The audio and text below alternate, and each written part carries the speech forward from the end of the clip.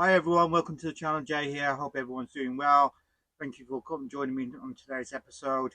Today I'll be doing an EGR cooler delete and blanking of the exhaust manifold. I'm just going to crack on with it.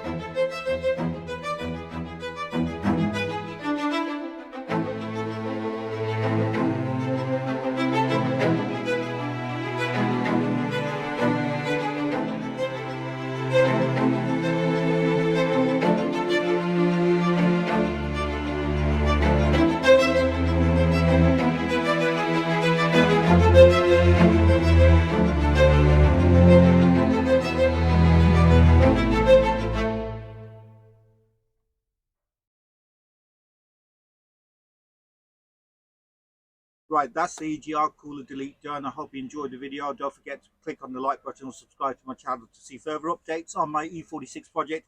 I look forward to seeing you all next time. Take care and peace.